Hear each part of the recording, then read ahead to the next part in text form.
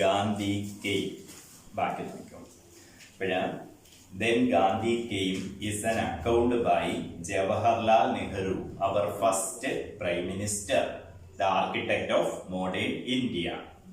And it is about Mahatma Gandhi, the father of our nation. So, as I told you, a very great man writing about another great personality. That is, Jawaharlal Nehru writes about Gandhiji. The account is taken from his book, The Discovery of India. And then Gandhi came. Here is a dramatic title. The title is almost dramatic. And then Gandhi came. Pinna Gandhi etti. So, when Gandhi came, World War First ended at last, as I told you. അപ്പോൾ first world വാറിന് ശേഷമാണ് Gandhiji Indian political scenario, Indian രാഷ്ട്രീയ രംഗത്തേക്ക് കടന്നു വരുന്നത്. And instead of the first world war, after the first world war, people thought there will be peace and prosperity. സമാധാനവും ഐശ്വര്യവും ഒക്കെ ഉണ്ടാവും എന്ന് ആൾക്കാർ പ്രതീക്ഷിച്ചിരുന്നു. യുദ്ധത്തിലെ കഷ്ടതകളൊക്കെ മാറി നല്ലൊരു കാലം ഉണ്ടാവും എന്നൊന്ന് ചിന്തിച്ചിരുന്നു. പക്ഷേ the repressive legislation and martial law in Punjab, അടിച്ചമർത്തൽ നിയമങ്ങൾ, അതോടൊപ്പം പഞ്ചാബിലെ മാർഷ്യൽ ലാ, കരി നിയമങ്ങൾ, ക്രീപ്പിംഗ് ലോ പോലെയുള്ളത്, ഇഴഞ്ഞു മാത്രമേ ഇന്ത്യക്കാർ നടക്കാവൂ പോകാവൂ എന്നുള്ള അവസ്ഥ, ഇതൊക്കെ ആൾക്കാരിൽ ഒരു ഫിയർ ഉണ്ടാക്കി, ഭയമുണ്ടാക്കി, വികാരപരമായ ദേഷ്യം ഉണ്ടാക്കി. And the people thought that they had become a derelict nation. Derelict, no one to care for. നമ്മൾ എന്ത് ചെയ്താലും ആരും ചോദിക്കാനില്ല, ഈ അവസ്ഥയായി.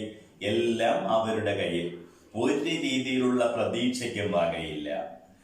ഇപ്പം നമ്മൾ വിചാരിക്കും കോടതിയിൽ പോയാൽ എന്തെങ്കിലും, അതുപോലെ നമുക്ക് പല പ്രതീക്ഷകളില്ലേ. ഇപ്പം ഇൻജസ്റ്റിസ് ഉണ്ടാവും, നമ്മൾ വിചാരിക്കുന്നു പോലീസ് സ്റ്റേഷനിൽ പോകും നമ്മൾ, അല്ലെങ്കിൽ കോടതിയിൽ പോകും, അല്ലെങ്കിൽ അങ്ങനെ പല മെത്തേഡുകളുണ്ടല്ലോ നമുക്ക്, അല്ലെങ്കിൽ ചില ആൾക്കാരെ കണ്ട് പറയാമെന്ന് വിചാരിക്കും. പക്ഷേ ഒന്നുമില്ല. No one to take care of. We seemed to be helpless. നമ്മളുടെ അവസ്ഥ എന്താണെന്നറിയോ? നമ്മൾ ആകെ നിസ്സഹായരായി, ഇന്ത്യക്കാർ നിസ്സഹായരാണ്. And Nehru beautifully compares this concept. ഈ അവസ്ഥയെ നെഹ്റു വളരെ സുന്ദരമായിട്ട് നല്ലൊരു എഴുത്തുകാരനെ പോലെ കമ്പയർ ചെയ്തിരിക്കുന്നു. As if we were in the grip of a powerful or fierce monster. ഒരു ഭീകര ജീവിയുടെ പിടിയിൽ അകപ്പെട്ടു പോയ വ്യക്തിയെ പോലെയായി ഇന്ത്യ എന്ന് പറയുന്നത്. ഒരു ഭീകര ജീവിയുടെ, ഒരു കടുവ, അതുപോലുള്ള എന്തിന്റെയെങ്കിലും ഒന്നിന്റെ വായിലകപ്പെട്ടിരിക്കുന്ന മാൻപേടയെ പോലെ, അല്ലെങ്കിൽ ഒരു ആട്ടിൻകുട്ടിയെ പോലെ, അതാണ് ഇന്ത്യക്കാരുടെ അവസ്ഥ. And moreover, after the first world war, unemployment increased. Many people became soldiers. ഒരുപാട് ആൾക്കാർ ഫസ്റ്റ് വേൾഡ് വാർ വന്നപ്പോഴത്തേക്ക് യുദ്ധത്തിൽ പങ്കെടുക്കാനായിട്ട് പോയി, സോൾജിയേഴ്സ് ആയിട്ട് പോയി. അവരൊക്കെ കൈകാലികളില്ലാതെയും മറ്റുമൊക്കെ അംഗവൈകല്യങ്ങളോടുകൂടി തിരിച്ചു വന്നിരിക്കുന്നു. നേരത്തെ തന്നെ തൊഴിലില്ലായ്മ ഉണ്ടായിരുന്ന ഈ സ്ഥലത്ത് ഇപ്പോ തൊഴിലില്ലായ്മ കൂടുകയും ചെയ്തു. എന്താണ് പരിഹാരം? What could we do? ഈ ചെളിക്കുണ്ടിൽ നിന്ന് എങ്ങനെയാണ് ഇന്ത്യ പുറത്തേക്ക് വരിക? ഈ പരാജയ ബോധത്തിൽ നിന്ന്. ഇത് കുറച്ചു കാലമായി തുടങ്ങിയതല്ലല്ലോ, പണ്ട് മുതൽക്കേ ഉള്ളതാണല്ലോ. ഈ അവസ്ഥയിലാണ് ഗാന്ധിജി രംഗപ്രവേശം ചെയ്യുന്നത്. He was like a powerful current of fresh air. ശുദ്ധവായുവിന്റെ പ്രവാഹം പോലെയായിരുന്നു. ആസ്മ രോഗികളെ പോലെ കഷ്ടപ്പെട്ടുകൊണ്ടിരുന്ന ഇന്ത്യക്കാരുടെ മുമ്പിൽ ശുദ്ധവായു പോലെ ഗാന്ധിജി കടന്നു വന്നു. And that made us stretch ourselves and take a deep breaths. നമ്മളൊന്ന് വിശാലമായിട്ടിരുന്നു, നല്ല രീതിയിൽ ശ്വസിച്ചതുപോലെ. Like a beam of light that pierces the darkness. ഏതുപോലെയായിരുന്നു? ഒരു പ്രകാശകിരണം, ഇരുട്ടിനെ ഇല്ലാതാക്കുന്ന, remove the scales from our eyes, അല്ലെങ്കിൽ നമ്മളുടെ തിമിരം മാറ്റുന്ന. എല്ലാവർക്കും തിമിരമാണ്. ഈ തിമിരം മാറ്റുന്ന വ്യക്തിത്വമായിരുന്നു ഗാന്ധിജിയുടേത്. Like a whirlwind that upset many things. ഒരു ചുഴലിക്കാറ്റ് പോലെ പലതിനെയും തകർത്ത് വന്നു. പിന്നെ ഗാന്ധിയുടെ സ്പെഷ്യാലിറ്റി എന്താണ്? He did not descend from the top. മുകളിൽ നിന്ന് വന്ന ഒരു വ്യക്തിയല്ല. All on a sudden bolt from a blue, അപ്രതീക്ഷിതമായി നമ്മളുടെ മുമ്പിൽ വന്ന നേതാവല്ല. He did not descend from the top, നമ്മളിൽ നിന്ന് എമേർജ് ചെയ്തു വന്ന, നമ്മളിൽ നിന്ന് രൂപാന്തരപ്പെട്ടു വന്ന ഒരു വ്യക്തിയെ പോലെയായിരുന്നു നമ്മളുടേതായ ഭാഷ സംസാരിക്കുന്ന വ്യക്തി. He asked us to work with the peasants and workers. ഞങ്ങളാകുന്ന നേതാക്കന്മാരോടും ഒക്കെ പറഞ്ഞു, നിങ്ങൾ ആരോടൊപ്പമാണ് കാണപ്പെടേണ്ടത്? പെസൻസ് ആൻഡ് വർക്കേഴ്സ്, തൊഴിലാളി വർഗത്തോടൊപ്പം, കർഷകരോടൊപ്പം. നിങ്ങളൊക്കെ തന്നെ അവരെ എക്സ്പ്ലോയിറ്റ് ചെയ്ത് ജീവിക്കുന്നവരായിരിക്കും. നിങ്ങളൊക്കെ അവരെ ചൂഷണം ചെയ്യുന്നുണ്ട്. ആ സിസ്റ്റത്തിൽ നിന്ന് മോചനം വേണം. ഗാന്ധിജി പറഞ്ഞതെല്ലാം എല്ലാവരും ഒന്നും അക്സെപ്റ്റ് ചെയ്തില്ല. അക്സെപ്റ്റ് ചെയ്തോ ഇല്ലയോ എന്നുള്ളത് സെക്കൻഡറിയാണ്. The essence of his teaching was fearlessness and truth. ഗാന്ധിജിയുടെ ടീച്ചിങ്ങിന്റെ എസെൻസ് എന്ന് പറയുന്നത് ഭയരഹിതമായ അവസ്ഥയാണ്, സത്യമാണ്. And action and lead to this, always keeping the welfare of the masses in view. എപ്പോഴും എന്തായിരിക്കും? പൊതുജനക്ഷേമം. The greatest gift for an individual or a nation, ഒരു വ്യക്തിയെ സംബന്ധിച്ചിടത്തോളം ഏറ്റവും വലിയ ഗിഫ്റ്റ് എന്ന് പറയുന്നത്, so we had been told in our ancient books, was fearlessness, ഭയരഹിതമായ അവസ്ഥയാണ്. The greatest gift, നമുക്ക് ഈ ലോകത്ത് കിട്ടാവുന്ന ഏറ്റവും വലിയ ഗിഫ്റ്റ് എന്ന് പറയുന്നത് എന്താണ്? ഭയമില്ലായ്മ. ഈ ഭയത്തെ സത്യം പറഞ്ഞാൽ നമ്മൾ മനസ്സിൽ നിന്ന് എടുത്തു മാറ്റാൻ കഴിഞ്ഞാൽ നമ്മൾ വിജയിച്ചു കഴിഞ്ഞു. ഭയമാണ് നമ്മളെ പരാജയപ്പെടുത്തിക്കൊണ്ടിരിക്കുന്ന കാര്യം. There are several examples. Bertrand Russell, you might have heard, the greatest rationalist Bertrand Russell. നല്ല യുക്തിവാദിയായിരുന്ന ബെർട്രാൻഡ് റസ്സൽ മനസ്സിൽ നിന്ന് പേടി ഇല്ലാതാക്കിയ വ്യക്തിത്വമാണ്. അപ്പോൾ ഇങ്ങനെ പേടിയെ ഇല്ലാതാക്കി കഴിഞ്ഞാൽ അതൊരു വലിയ ഗിഫ്റ്റാണ്. The dominant impulse in India under British rule was that of fear. ഇവിടുത്തെ മൊത്തമായിട്ട് എന്തായിരുന്നു? പേടി തന്നെയായിരുന്നു. Fear of the army, the police, the widespread secret service, fear of the official class, fear of laws meant to suppress and prison. എല്ലാത്തിനെയും പേടി. നമുക്ക് ഒരാളുടെ അടുത്ത് സംസാരിക്കാൻ പോലും പറ്റില്ല. അയാൾ ചിലപ്പോൾ എന്തായിരിക്കും? സീക്രട്ട് പോലീസ് ആയിരിക്കും, ബ്രിട്ടീഷുകാർക്ക് വേണ്ടി വർക്ക് ചെയ്യുന്ന. ആരും നമ്മളെ ഒറ്റ കൊടുക്കും. ഇതാണ് അവസ്ഥ. എല്ലാത്തിനെയും നമ്മൾ പേടിച്ചു. ആ മുതലാളിയെ പേടിക്കുന്നു, ആ മുതലാളിയുടെ ഏജന്റിനെ പേടിക്കുന്നു, പലിശ കൊടുപ്പുകാരെ പേടിക്കുന്നു, രഹസ്യ പോലീസിനെ പേടിക്കുന്നു. എല്ലാത്തിലും ത്രെഷോൾഡ് വിച്ച് വേ. പിന്നെ ആകെ നമുക്കുള്ളത് എന്താണ്? അൺഎംപ്ലോയ്മെന്റ്, സ്റ്റാർവേഷൻ, തൊഴിലില്ലായ്മ, പട്ടിണി. ഇതൊക്കെ നമ്മളോടൊപ്പം. ഇതിനെതിരെയാണ് ഗാന്ധി's quiet and determined voice was raised. ഗാന്ധിയുടെ quiet and determined voice ഉയർത്തിരിഞ്ഞു വന്നത്. Be not afraid, നിങ്ങൾ പേടിക്കരുത്. Was it so simple? എളുപ്പമാണോ അത്? And yet fear builds phantoms. നമുക്കറിയാം, നമ്മളുടെ മനസ്സിൽ പേടി എന്തുണ്ടാക്കും? വിചിത്ര രൂപങ്ങളെ സൃഷ്ടിക്കും. അത് യഥാർത്ഥത്തെക്കാൾ ഭയാനകമായിരിക്കും, കുഴപ്പം പിടിച്ചതായിരിക്കും. Reality, when calmly analyzed and consequence willingly accepted, loses much of its terror. യാഥാർത്ഥ്യം മനസ്സിലാക്കിയാൽ ഇത്രയും പേടിക്കേണ്ട കാര്യമൊന്നുമില്ല. ഫിയർ എന്ന് പറയുന്നത് എന്താണ്? ക്ലോസ് കമ്പാനിയൻ ടു ഫാൾസ്ഹുഡ് ആണ്. എവിടെ ഫിയർ ഉണ്ടോ അവിടെ ഫാൾസ്ഹുഡ് ഉണ്ട്. എവിടെ പേടിയുണ്ടോ അവിടെ കള്ളത്തരമുണ്ട്. പേടിയും കള്ളത്തരവും ഒരുമിച്ച് പോകും. So truth follows fearlessness. Indian people began to be truthful. സത്യസന്ധരായി തുടങ്ങി. ഒരു സീ ചേഞ്ച്, വലിയ മാറ്റമാണ് ആവശ്യം. ഒരു സൈക്കോളജിക്കൽ, മനഃശാസ്ത്രപരമായ ഒരു ചേഞ്ച് ആണ് ആവശ്യം. ഗാന്ധിജി ആകട്ടെ, as if he is an expert in psychology, മനഃശാസ്ത്രത്തിൽ വിദഗ്ധനായ ഒരു വ്യക്തിയെ പോലെ ആ ഇന്ത്യക്കാരുടെ മനസ്സിൽ നിന്ന് പേടിയെ ഇല്ലാതാക്കാൻ ശ്രമിക്കുകയായിരുന്നു. ഇത്രയാണ് കഴിഞ്ഞ ക്ലാസ്സിൽ പറഞ്ഞത്. ഇനി നോക്കാം നെക്സ്റ്റ് കാര്യം. There was the psychological reaction also. A feeling of shame at our long submission to an alien rule that had degraded and humiliated us, and a desire to submit no longer, whatever the consequences might be. There was the psychological, മനഃശാസ്ത്രപരമായ, there was the psychological reaction also. മനഃശാസ്ത്രപരമായ പ്രതികരണവുമുണ്ട്. A feeling of shame, ഒരു തരം നാണക്കേട്. At our long submission, കുറെ കാലമായിട്ട് നമ്മൾ വിധേയരായി കഴിയുകയാണല്ലോ, സബ്മിഷൻ ആണല്ലോ. To an alien rule, alien foreign, വിദേശ ആധിപത്യം, വിദേശ ഭരണം. ദാറ്റ് ഹാഡ് ഡീഗ്രേഡഡ്, അത് നമ്മളെ തരം താഴ്ത്തി.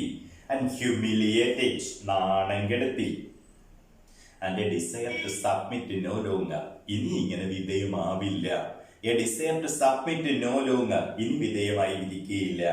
What ever the consequences might be, consequences result, എന്തൊക്കെ റിസൾട്ടുകൾ ഉണ്ടായാൽ, whatever the consequences might be, no longer we will become slaves, നമ്മൾ അടിമകളെ പോലെ ബ്രിട്ടീഷുകാരുടെ മുമ്പിൽ എന്നല്ല ആരുടെ മുമ്പിലും ഇരിക്കില്ല. ഇനിയും ആ നാണക്കെടുപ്പ് ആൾക്കാർക്ക് ബോധ്യമായി തുടങ്ങിയിരിക്കുന്നു. We did not grow much more truthful perhaps than we had been previously. പണ്ടത്തേതിനേക്കാൾ കൂടുതൽ സത്യസന്ധരായെന്ന് പറയാൻ പറ്റില്ല. But Gandhi was always there as a symbol of uncompromising truths. പക്ഷെ ഗാന്ധി ഉണ്ടായിരുന്നു as a symbol, പ്രതീകം. Gandhi was always there as a symbol of uncompromising truths, uncompromising, വിട്ടുവീഴ്ചയില്ലാത്ത രീതിയിൽ സത്യം മാത്രം മുറുകെ പിടിക്കുക. To pull us up and shame us into truth, നാണം കിടത്തി നമ്മളെ സത്യത്തിലേക്ക് തിരിച്ചു കൊണ്ടുവരാൻ ഗാന്ധി ഉണ്ടായിരുന്നു. അപ്പോൾ Gandhi was there leading one and all towards truthfulness, സത്യസന്ധതയിലേക്ക്. ഇപ്പൊ സത്യസന്ധത പ്രാക്ടീസ് ചെയ്യുക എന്ന് പറഞ്ഞാൽ പാടാണെന്ന് ചിലർ വിചാരിക്കും. For example, you might have heard of A lawyers profession is A liars profession. ഒരു അഡ്വക്കേറ്റിന്റെ ജോലി എന്ന് പറയുന്നത് കള്ളത്തരമാണ് എന്ന് പറയും. Liars profession is A liars profession. പക്ഷെ ഗാന്ധി ഒരു ലോയറായിരുന്നു, ഒരു എമിനന്റ് ലോയറായി ഗാന്ധി മാറിയിരുന്നു. ഗാന്ധി ആകട്ടെ പക്ഷെ ഒരിക്കൽ പോലും കള്ളം പറഞ്ഞിട്ടില്ല. വക്കീലായിരുന്നു അല്ലെങ്കിൽ അഡ്വക്കേറ്റ് ആയിരുന്നു. ആ ഗാന്ധി ഒരിക്കൽ പോലും കള്ളം പറഞ്ഞിട്ടില്ല. തന്റെ കക്ഷി തന്നെ പറ്റിച്ചു എന്ന് തോന്നിയപ്പോ, തന്റെ കക്ഷി സത്യമല്ല തന്റെ അടുത്ത് പറഞ്ഞതെന്ന് തോന്നിയപ്പോ ആ കോടതി തന്നെ ഗാന്ധിജി അത് തുറന്നു പറയാനുള്ള ധൈര്യം കാണിച്ചു. ഞാൻ തെറ്റിദ്ധരിക്കപ്പെട്ടിരിക്കുകയാണ്, എന്റെ കക്ഷിയാണ് തെറ്റ് ചെയ്തത് എന്ന് പറയുകയുണ്ടായി. ഇതാണ് ഗാന്ധിജി, സത്യത്തെ മുറുകെ പിടിച്ച വ്യക്തി. Now, what is truths? എന്താണ് ഈ സത്യം? I do not know for certain. എനിക്കറിയത്തില്ല. സത്യം എന്താണെന്ന് ചോദിച്ചാൽ സത്യത്തിൽ പറയാൻ അറിയാവത്തില്ല. And perhaps our truths are relative. നമ്മളുടെ സത്യം എന്ന് പറയുന്നത് റിലേറ്റീവ് ആണ്, താരതമ്യേനയാണ്. And absolute truth is beyond us. തികഞ്ഞ സത്യം അതിനപ്പുറമാണ്, അല്ലേ? അപ്പോൾ നമ്മൾ ഒരു കാര്യം സത്യമെന്ന് വിശ്വസിക്കുന്നു, അത് ചിലപ്പോൾ സത്യമാകണമെന്നില്ല. ഇപ്പൊ ഫോർ എക്സാമ്പിൾ, 2 പേര് മുഖാമുഖം നിൽക്കുകയാണ്. അപ്പോഴവരുടെ മുമ്പിൽ 9 എന്ന് എഴുതിയിരിക്കുന്നു. ഞാൻ ഇവിടെ നിന്ന് അത് നോക്കുന്നു, 9 ആണെന്ന് തറപ്പിച്ച് പറയുന്നു. എനിക്ക് കറക്റ്റ് ആയിട്ട് അറിയാം. അപ്പുറത്ത് നിൽക്കുന്ന ആള് എന്തായിട്ട് അതിനെ കാണുന്നു? 6 ആയിട്ടായിരിക്കും കാണുന്നത്. 9 തിരിഞ്ഞിരിക്കുമ്പോൾ 6 എടുപ്പിക്കില്ലേ? അപ്പോഴയാൾ 6 ആണെന്ന് പറയും. 6 ആണെന്ന് പറയുന്ന അയാൾ തർക്കിക്കുന്നു. എന്തുകൊണ്ടാണ്? അയാൾക്കറിയാം 6 ആണ് സത്യമെന്ന്. ഞാൻ പറയുന്നു അത് 6 അല്ല 9 ആണ്. കാരണം എന്താണ്? എനിക്കറിയാം 9 സത്യമാണെന്ന്. അപ്പോഴ് സത്യം എന്ന് പറയുന്നത് സത്യത്തിൽ നിർവചിക്കാൻ അല്ലെങ്കിൽ പറയാൻ പാടുള്ളൊരു കാര്യമാണ്. പല കാര്യത്തിലും നമ്മളുടെ ട്രൂത്ത് പലപ്പോഴും റിലേറ്റീവ് ആണ്. And absolute truth is beyond us. തികഞ്ഞ സത്യം നമുക്ക് അതീതമാണ്. Different persons may and do take different views of truths. വ്യത്യസ്ത വ്യക്തികൾ may take different views of truths. വ്യത്യസ്തമായ രീതിയിൽ സത്യത്തെ കാണും. And each individual is powerfully influenced by his own background. ഓരോ വ്യക്തിയും ശക്തമായി സ്വാധീനിക്കപ്പെടും by his own background. തന്റെ പശ്ചാത്തലവുമായിട്ട് ബന്ധപ്പെടുത്തി. ട്രെയിനിങ്, നമുക്ക് കിട്ടുന്ന പരിശീലനം, ആൻഡ് ഇമ്പൾസസ്, പ്രചോദനങ്ങൾ, ഇതൊക്കെ നമ്മളുടെ സത്യവുമായിട്ട് ബന്ധമുണ്ട്.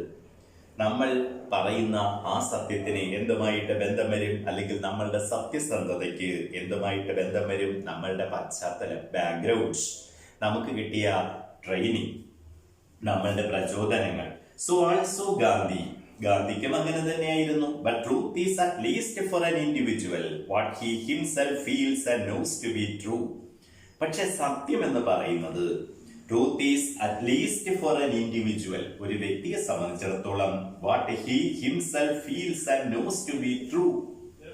എന്താണെന്ന് പറയാം?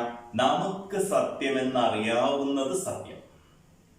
Feels and knows to be true, ഇതാണ് സത്യം. നമുക്ക് സത്യമെന്ന് അറിയാവുന്നതിനെ നമുക്ക് എന്ത് പറയാം? സത്യം എന്ന് പറയാം. അപ്പോൾ ഞാൻ നേരത്തെ പറഞ്ഞ എക്സാമ്പിൾ 9ഉം 6ഉം, ഇവിടെ നിന്ന് 9 എന്ന് പറയുന്നയാൾ, അപ്പുറത്ത് നിന്ന് 6 എന്ന് പറയുന്നയാൾ. അപ്പോൾ നമുക്ക് ഏതാണോ സത്യം, നമ്മളുടെ മനസാക്ഷിക്കനുസരിച്ച് സത്യം ഏതാണോ അത് സത്യം തന്നെയാണെന്ന് പറയേണ്ടി വരും. According to this definition, I don't know of any person. ഈ ഡെഫിനിഷൻ അനുസരിച്ച് എനിക്ക് ആരെയും അറിയത്തില്ല who holds to the truth as Gandhi does. ഗാന്ധിജിയെ പോലെ സത്യസന്ധതയിൽ മുറുകെ പിടിച്ചിട്ടുള്ള ഒരു വ്യക്തി എനിക്കറിയില്ല. That is a dangerous quality in a politician. ഒരു രാഷ്ട്രീയക്കാരനെ സംബന്ധിച്ചിടത്തോളം സത്യസന്ധത എന്ന് പറഞ്ഞാൽ അപകടകരമാണ്. രാഷ്ട്രീയക്കാരന് സത്യസന്ധത കീപ്പപ്പ് ചെയ്യാൻ പറ്റുകയില്ല. ഒരു രാഷ്ട്രീയക്കാരന് എന്ത് ചെയ്യാൻ പറ്റത്തില്ല? സത്യസന്ധതയിൽ മുറുകെ പിടിക്കാൻ പറ്റത്തില്ല. അത് അപകടകരമാണ്. For he speaks out his mind and even lets the public see its changing faces. കാരണം എന്താണ്? Speaks out his mind, അയാളുടെ മനസ്സിലുള്ളതായൊക്കെ പറയേണ്ടി വരും. Lets the public see its changing faces. പിന്നെ പബ്ലിക്കാണ് അതിന്റെ ചേഞ്ചിങ് ഫേസസ്, മാറി വരുന്ന ഘട്ടങ്ങൾ മനസ്സിലാക്കേണ്ടത്. അപ്പോൾ സത്യത്തിൽ ഗാന്ധിജിക്ക് സത്യം പ്രാക്ടീസ് ചെയ്യുക എന്ന് പറഞ്ഞാൽ എളുപ്പമുള്ള കാര്യമായിരുന്നില്ല. ഗാന്ധിയുടെ പ്രൊഫഷനുമായിട്ട് ബന്ധപ്പെടുത്തി ചിന്തിച്ചാൽ അഡ്വക്കേറ്റ് ആയിരുന്ന സമയമായാലും ശരി തന്നെ, അതോടൊപ്പം രാഷ്ട്രീയത്തിലായാലും ശരി തന്നെ, രണ്ടിടത്തും സത്യം നിലനിൽക്കുന്നതല്ല. രണ്ടുപേർക്കും പറ്റിയതല്ല സത്യസന്ധത. ഹാംഫുൾ ആണ്. രാഷ്ട്രീയക്കാർ സത്യം പാലിക്കുക എന്ന് പറഞ്ഞാൽ, സത്യം മാത്രമേ പറയത്തുള്ളൂ എന്ന് പറഞ്ഞാൽ ഉപദ്രവകരമാവും. ഒരിക്കലും വിജയിക്കാൻ പറ്റുകയില്ല രാഷ്ട്രീയക്കാരൻ, ഒരിക്കലും മുന്നോട്ട് വരാൻ പറ്റില്ല. പക്ഷെ ഗാന്ധി സത്യത്തെ മുറുകെ പിടിച്ചു. Gandhi influenced millions of people in India in varying degrees. Gandhi influenced millions of people. Gandhi സ്വാധീനിച്ചു മില്യൺസ് ഓഫ് പീപ്പിൾ, ദശലക്ഷക്കണക്കിന് ആൾക്കാരെ in India in varying degrees, വ്യത്യസ്ത ക്രമത്തിൽ. അപ്പോൾ ഗാന്ധിയുടെ സ്വാധീനം ഇന്ത്യക്കാരിൽ വ്യത്യസ്ത ക്രമത്തിലായിരുന്നു. Some changed the whole texture of their lives. ചില ആൾക്കാർ ചേഞ്ച്ഡ്, മാറ്റി, the whole texture of their lives, അവരുടെ ജീവിതത്തിന്റെ ഘടന തന്നെ മാറ്റി. Others were only partly affected. മറ്റു ചിലര് ഭാഗികമായി ബാധിച്ചു. Or the effect or of, അല്ലെങ്കിൽ അതിന്റെ സ്വാധീനം ഇല്ലാണ്ടായി. And yet not quite, for some part of it could not be wholly shaken off. എന്ന് വിചാരിച്ച് കംപ്ലീറ്റ് ആയിട്ടൊന്നും സത്യസന്ധതയിലേക്കൊന്നും വന്നു എന്ന് പറഞ്ഞൂടാ. കാരണം അതെല്ലാം പെട്ടെന്ന് ഇല്ലാതാക്കാൻ പറ്റുന്ന കാര്യമല്ലല്ലോ. Different people reacted differently. വ്യത്യസ്ത ആൾക്കാർ വ്യത്യസ്തമായ രീതിയിൽ പ്രതികരിച്ചു. And each will give his own answer to this question. ഓരോരുത്തരും അവരവരുടേതായ ഉത്തരങ്ങളുമായിട്ട് വരികയും ചെയ്തു. അപ്പോൾ ഗാന്ധി എല്ലാവരെയും സ്വാധീനിച്ചു എന്നുള്ളത് സത്യമായിരിക്കുന്നു. Now, next paragraph. His call of action was twofold. ഗാന്ധിജിയുടെ call of action was twofold. എന്തൊക്കെയായിരുന്നു ഗാന്ധിയുടെ twofold call of action? There was of course the action involved in challenging and resisting foreign rule. First one, എന്തായിരുന്നു ഗാന്ധിജി നമ്മളോട് ആഹ്വാനം ചെയ്തത്? ഗാന്ധിയുടെ call of action, challenge and resist foreign rule. Challenge, വെല്ലുവിളിക്കുക. Resist, തടയുക. Foreign rule, വിദേശ rule, ഭരണത്തെ. വിദേശ ഭരണത്തെ നമ്മൾ തടയും, വിദേശ ഭരണത്തെ നമ്മൾ വെല്ലുവിളിക്കുന്നു. There was also the action which led us to fight against our own social evils. വിദേശ ആധിപത്യത്തെ എതിർത്തത് കൊണ്ടായില്ല, വിദേശ ആധിപത്യത്തെ എതിർത്തത് കൊണ്ടായില്ല. അപ്പോഴ് വെള്ളക്കാരായ സായിപ്പുമാരെ ഓടിച്ചിട്ട് കറുത്തവരായ സായിപ്പുമാർക്ക് ഭരിക്കാൻ അവസരം കൊടുത്തിട്ട് കാര്യമില്ലല്ലോ. അതിന് പകരം എന്താണ് വേണ്ടത്? നമ്മളുടെ സാമൂഹ്യ തിന്മകളും കൂടെ ഇല്ലാതാക്കുകയും വേണം. നമ്മളും കൂടെ നന്നായേ പറ്റുള്ളൂ. നമ്മളുടെ സാമൂഹ്യമായിട്ടുള്ള തിന്മകളൊക്കെ ഇല്ലാണ്ടാവണം. അപ്പോഴ് Gandhiji's action was two folds. ഒന്നെന്ന് പറയുന്നത് challenging and resisting foreign rule. രണ്ടാമത്തേതെന്ന് പറയുന്നത് fight against our own social evils. ഇന്ത്യയിൽ സാമൂഹ്യ തിന്മകൾ അടിഞ്ഞാടുകയാണ്. സാമൂഹ്യ തിന്മകൾ ഒരുപാടാണ്. ഇതിനെതിരെ ഫൈറ്റ് ചെയ്യാം. Social evils. Apart from the fundamental objective of the Congress പാർട്ടിയുടെ അടിസ്ഥാനമായിട്ടുള്ള ലക്ഷ്യം എന്താണത്? Freedom of India and the method of peaceful action. ഇന്ത്യക്ക് സ്വാതന്ത്ര്യം, സമാധാനത്തിലൂടെ സ്വാതന്ത്ര്യം, ഇതായിരുന്നല്ലോ കോൺഗ്രസ് പാർട്ടി മുന്നോട്ട് വെച്ചത്. Method of peaceful action. The principal plans of the Congress were national unity. Principal plans, the principal policy, പ്രധാന നയം കോൺഗ്രസിന്റേത് എന്തായിരുന്നു? നാഷണൽ യൂണിറ്റി, ദേശീയ ഐക്യം. Which involve the solution of the minority problems. ദേശീയ ഐക്യം എന്ന് പറയുമ്പോഴത്തേക്ക് അതിലെന്തുകൊണ്ട്? Solution to the minority problem, solution of the minority problem.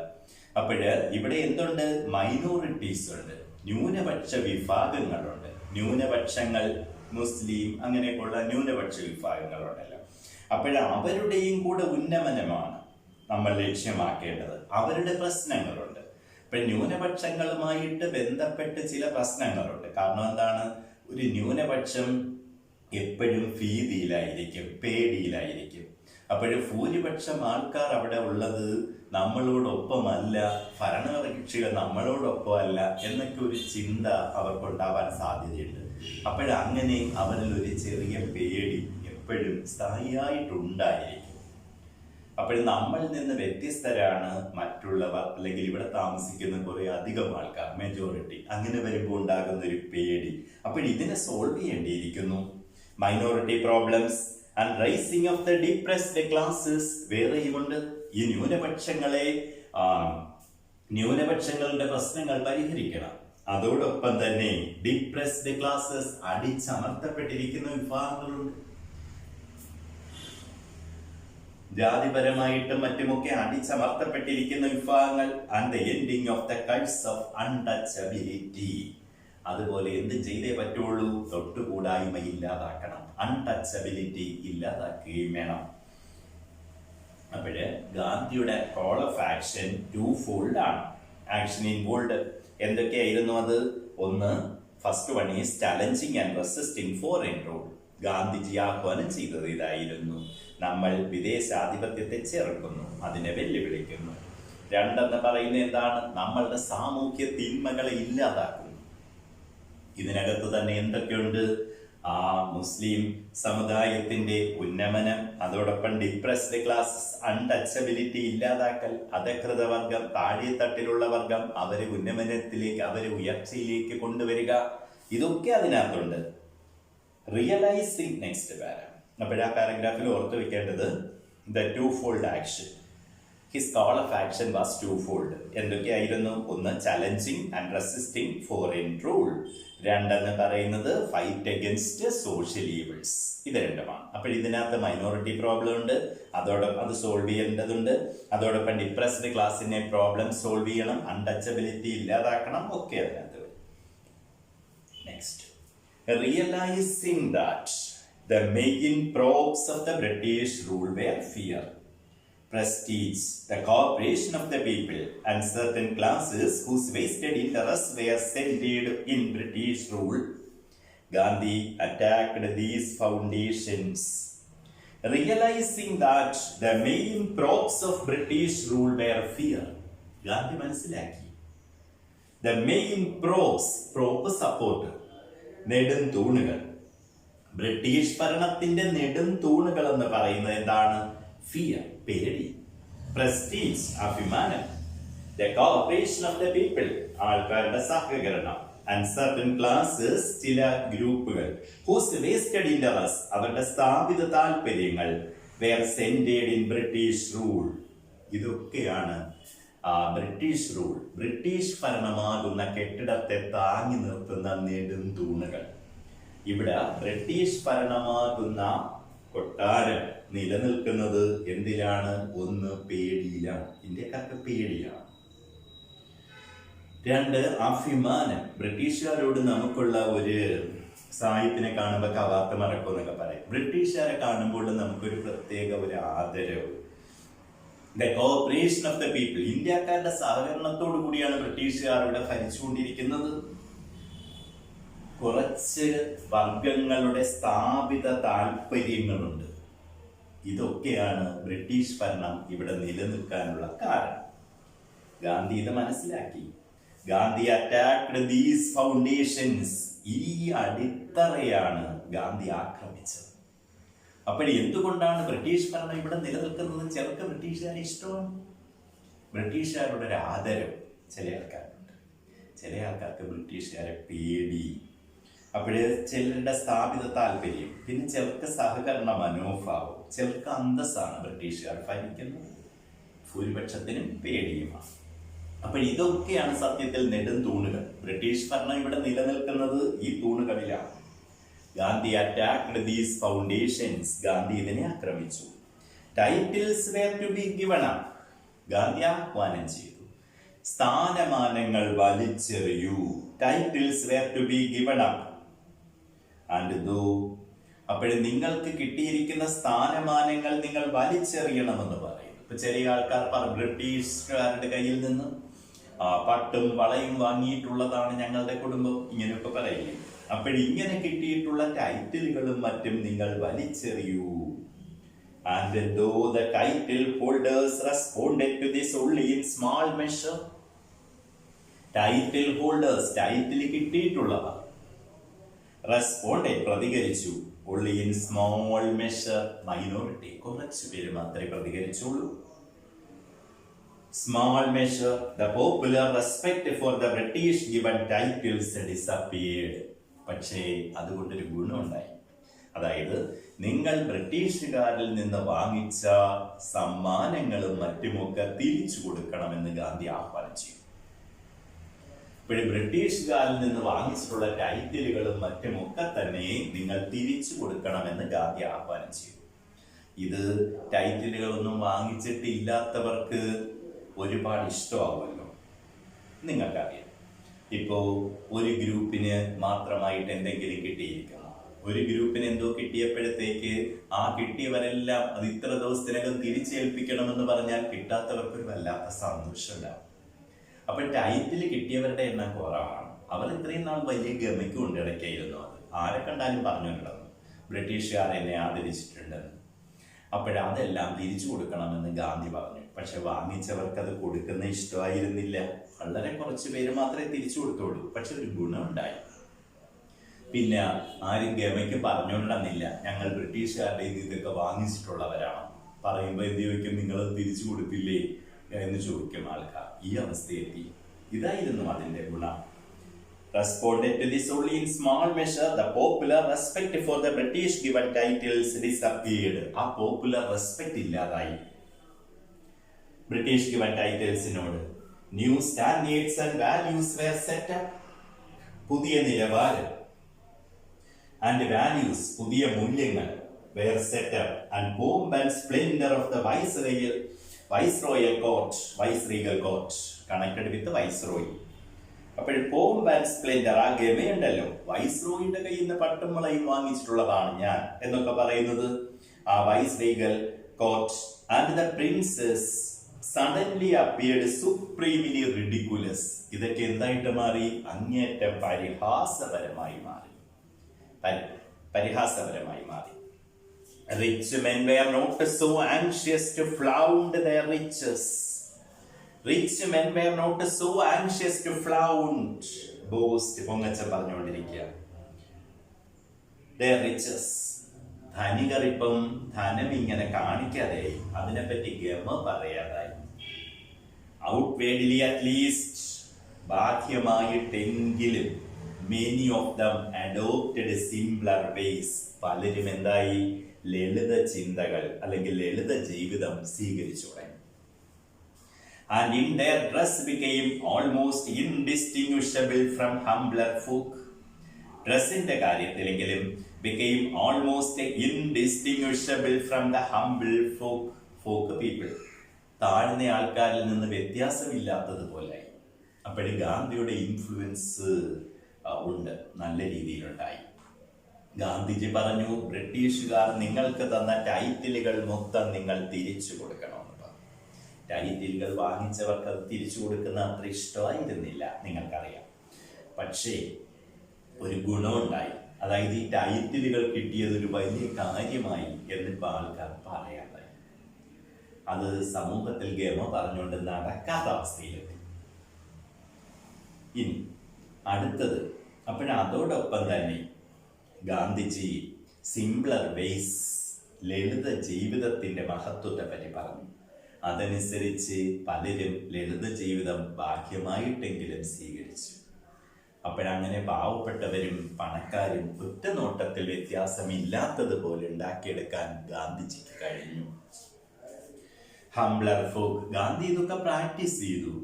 അപ്പോഴും നിങ്ങൾ സാധാരണക്കാരെ പോലെ ലളിതമായ വസ്ത്രം ധരിക്കണമെന്ന് പറഞ്ഞിട്ട് ഗാന്ധി ലക്ഷക്കണക്കിന് രൂപ വിലയുള്ള കോട്ടും സ്യൂട്ടും ഒന്നും ഇട്ടുകൊണ്ട് കിടന്നില്ല. നിങ്ങൾ സിംപിളറായിട്ട് സിമ്പിൾ മെത്തേഡുകൾ അഡോപ്റ്റ് ചെയ്യണമെന്ന് പറഞ്ഞിട്ട് ഗാന്ധി വില കൂടിയ ആഹാരമൊന്നും കഴിച്ചില്ല. ഗാന്ധി സിമ്പിൾ ലിവിങ് ആയിരുന്നല്ലോ. ആ സിമ്പിൾ ലിവിങ്, അപ്പോഴൊരു ഷർട്ട് പോലും ഇടാത്ത അത്ര സിമ്പിൾ ആയിട്ടുള്ള വ്യക്തിത്വം, ഇത് ആൾക്കാരെ സ്വാധീനിച്ചു എന്നുള്ളതാണ് സത്യം. He sent us to the villages. ഇനി ഞങ്ങളുടെ കാര്യം എടുക്കാം. ഞങ്ങളാകുന്ന ഫോളോവേഴ്സ് ഉണ്ടല്ലോ, ഗാന്ധിയുടെ ഫോളോവേഴ്സ് അല്ലെങ്കിൽ ഇന്റർനാഷണൽ കോൺഗ്രസിൽ പ്രവർത്തിച്ചുകൊണ്ടിരിക്കുന്നവർ, നെഹ്റുവിനെ പോലുള്ളവർ, send us to the villages and the countryside hummed with, ഞങ്ങളെ വില്ലേജിലേക്ക് പറഞ്ഞു വിട്ടു. ആ നാട്ടിൻപുറം hummed with the activity, പ്രവർത്തി കൊണ്ട് നിറഞ്ഞു. of innumerable messengers, innumerable, countless messengers of the new gospel of action. ആ ഗോസ്പൽ, സുവിശേഷം, ഗോസ്പൽ ഓഫ് ആക്ഷൻ, ഈ പ്രവൃത്തിയുമായി ബന്ധപ്പെടുന്ന ആ സുവിശേഷം, ഗാന്ധിയൻ സുവിശേഷം കൊണ്ട് നിറഞ്ഞു. അപ്പോഴ് നാട്ടിൻപരങ്ങൾ ഗാന്ധിയൻ സുവിശേഷങ്ങൾ കൊണ്ട് നിറഞ്ഞു. നാട്ടിൻപരങ്ങൾ എന്തായി? Gandhian ചിന്തകളുമായിട്ട്. The peasant was shaken up and began to emerge from his shell. The peasant, the farmer, കർഷകൻ, തന്റെ കവചത്തിൽ നിന്ന് പുറത്തു വന്നു. Emerge from his shell. The effect on us was different but equally far-reaching. നമ്മുടെ സ്വാധീനവും നമ്മളിലുള്ള സ്വാധീനവും അതുപോലായി. Far-reaching, ദൂരെ വ്യാപകം. For we saw for the first time as it were, നമ്മൾ ആദ്യമായി കണ്ടു.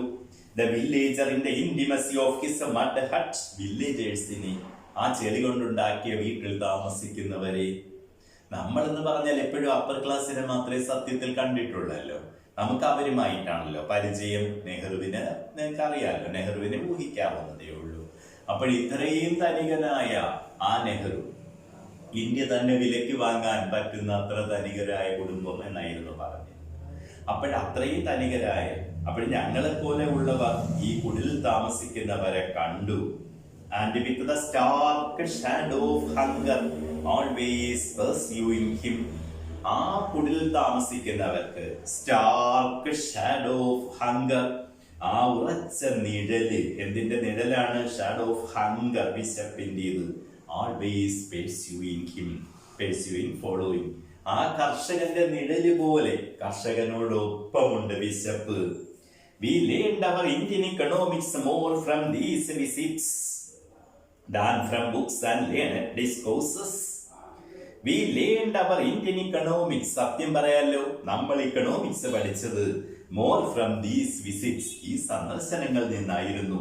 than from books and learned discourses, അല്ലാതെ പുസ്തകങ്ങളിൽ നിന്നും പാണ്ഡിത്യമുള്ള അല്ലെങ്കിൽ പണ്ഡിതന്മാരുടെ ചർച്ചകളിൽ നിന്നുമായിരുന്നില്ല.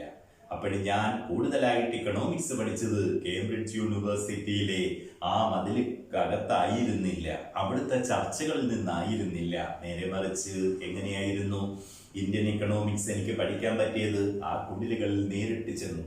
അവരോടൊപ്പം നിൽക്കുന്ന ആ വിശപ്പിനെ മാറ്റുന്നതിന് വേണ്ടി അവർ അധ്വാനിക്കുന്നത്, മിച്ചം പിടിക്കുന്നത് ഒക്കെ ഞാൻ മനസ്സിലാക്കി. ഞാൻ അവിടെ നിന്നാണ് ഇക്കണോമിക്സ് പഠിച്ചത്. We learned our Indian economics more from these visits than from books and learned discourses.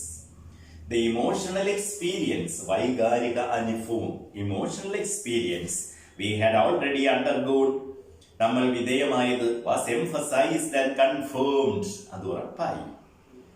And henceforward there could be no going back for us. Henceforward, അത് മുതൽ, henceforward there could be no going back for us, നമുക്കൊരു തിരിച്ചു പോക്കാൻ സാധ്യമായി.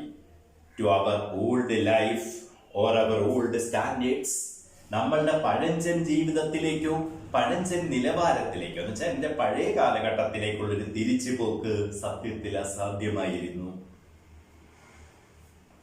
What was, അപ്പോഴിതാണ് ആ പാരഗ്രാഫിൽ പറഞ്ഞത്. അപ്പോഴും ഞങ്ങളാകുന്ന followers, Nehru ഉൾപ്പെടെയുള്ളവരെ വില്ലേജുകളിലേക്ക് പോകാൻ ഗാന്ധി പറഞ്ഞു. അങ്ങനെ വില്ലേജുകളിലൊക്കെ ഗാന്ധിയൻ തത്വങ്ങൾ മുഴങ്ങി. ആ കർഷകരൊക്കെ ഉത്തേജിക്കപ്പെട്ടു ഗാന്ധിയൻ തത്വങ്ങളും മറ്റും കേട്ട്. ഞങ്ങളാകട്ടെ വില്ലേജേഴ്സിനെ കുടിലുകളിൽ കണ്ടു. ആദ്യമായിട്ടാണ് ഈ കുടിലുകളിൽ താമസിക്കുന്ന വില്ലേജേഴ്സുമായിട്ട് ഞങ്ങൾ പരിചയപ്പെടുന്നത്.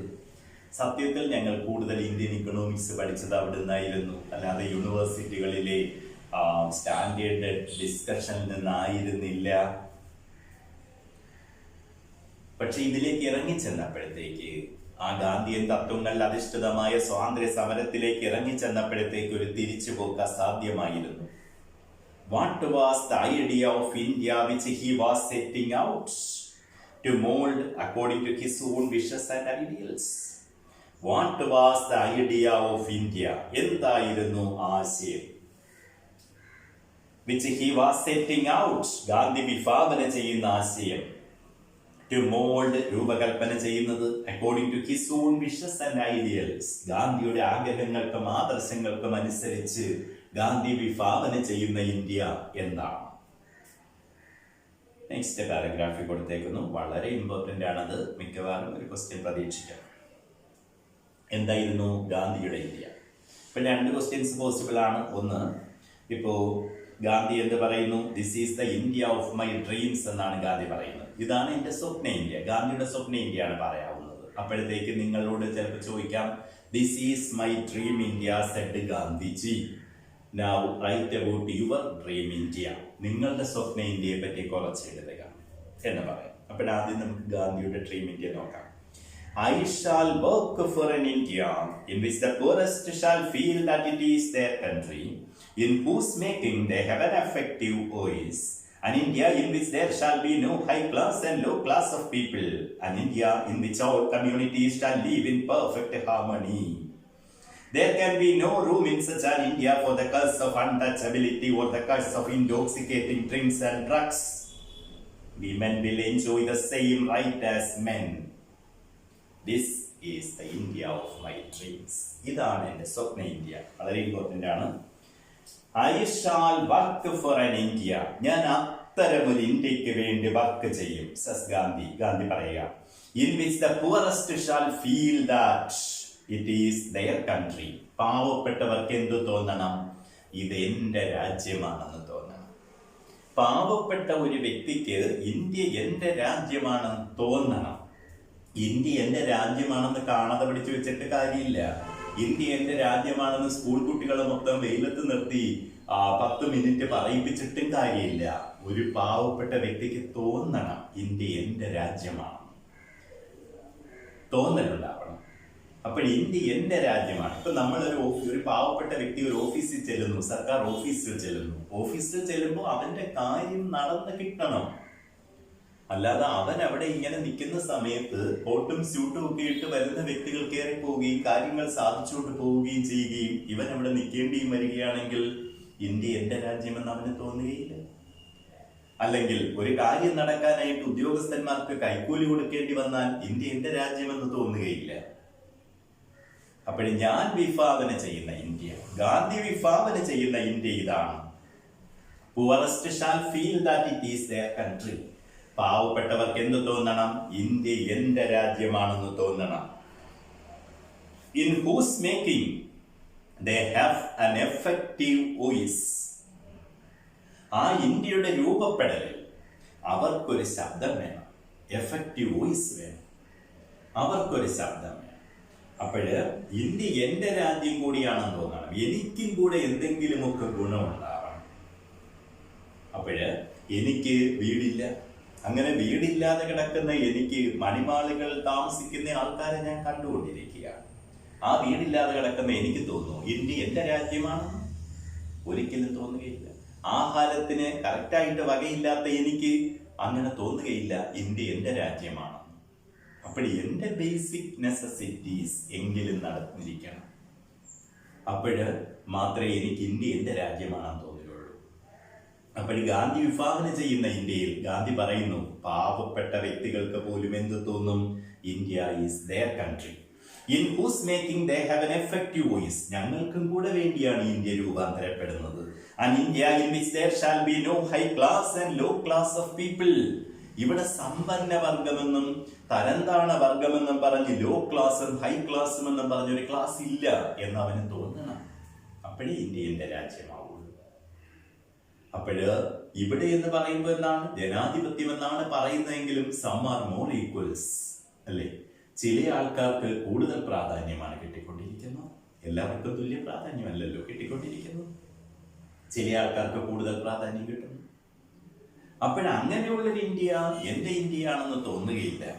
എന്റെ ഇന്ത്യയാണെന്ന് തോന്നണമെങ്കിൽ ഇവിടെ എന്ത് കാണരുത്? ഹൈ ക്ലാസും ലോ ക്ലാസും കാണരുത്. An India in which all communities shall live in perfect harmony. എല്ലാ കമ്മ്യൂണിറ്റീസും, എല്ലാ സമുദായങ്ങളും, എല്ലാ ജാതിക്കാരും shall live in perfect harmony. നല്ല ഐക്യത്തോടും യോജിപ്പോടും കൂടി താമസിക്കുന്ന ഇന്ത്യ. വർഗീയ ലഹളകളില്ലാത്ത ഇന്ത്യ, വർഗീയ കലാപങ്ങളില്ലാത്ത ഇന്ത്യ, വർഗീയത നിഴലിക്കുന്ന സംസാരങ്ങളില്ലാത്ത ഇന്ത്യ. അപ്പോൾ ജാതിയും മതവും ഒക്കെ പറഞ്ഞുകൊണ്ട് നടക്കുന്ന ഒരവസ്ഥ ഇല്ലാത്ത India. India in which all communities shall live in perfect harmony. അപ്പോഴ് ഹിന്ദുവായാലും മുസൽമാനായാലും ക്രിസ്ത്യനായാലും മറ്റെന്തായാലും എല്ലാവരും ഒരേപോലെ താമസിക്കുന്ന ഇന്ത്യ. അല്ലാതെ ഒരു ക്രിസ്ത്യാനിയും ഒരു മുസ്ലിമിനോട് നീ പാകിസ്ഥാനിൽ പോന്നോ അല്ലെങ്കിൽ അങ്ങനെ എന്തെങ്കിലും അതൊന്നും പറയാത്ത ഇന്ത്യ. ഇതാണ് ഞാൻ വിഭാവന ചെയ്യുന്ന India. An India in which all communities shall live in perfect harmony. ആ ഇന്ത്യയിൽ എല്ലാ സമുദായങ്ങളും എല്ലാ ജാതിക്കാരും യോജിപ്പോട് കൂടി ജീവിക്കും. There can be no room in such an India for the curse of untouchability. ഇവിടെ എന്ത് കാണില്ല? curse of untouchability. തൊട്ടുകൂടായ്മ എന്ന് പറയുന്ന ശാപം കാണത്തില്ല. untouchability. അപ്പോഴ അധകൃത വർഗമെന്നും അല്ലെങ്കിൽ നീ വെറും കുറഞ്ഞ ജാതിക്കാരനാണ്, നമ്മൾ ഒരുമിച്ച് ഇരിക്കാൻ പാടില്ല, നമ്മൾ ഒരുമിച്ച് പഠിക്കാൻ പാടില്ല, അങ്ങനെയൊക്കെ ഉള്ള അവസ്ഥകളൊന്നും ഇല്ലാതിരുന്ന India. There can be no room in such an India for the curse of untouchability or the curse of intoxicating drinks and drugs. മദ്യവും മയക്കുമരുന്നും ഇല്ലാത്ത India. Women will enjoy the same right as men. സ്ത്രീകൾക്കും പുരുഷന്മാർക്കും തുല്യ അവകാശമുള്ള India. അപ്പോൾ ഗാന്ധി വിഭാവന ചെയ്യുന്ന India വളരെ പ്രധാനപ്പെട്ട ഒരു ടോപ്പിക്കാണ് പറഞ്ഞുകൊണ്ടിരിക്കുന്നത്. ഗാന്ധി വിഭാവന ചെയ്യുന്ന ഇന്ത്യ എന്താണെന്നാണ്. ഇപ്പോൾ നമുക്കൊന്നുകൂടെ അടുത്ത ക്ലാസ്സിൽ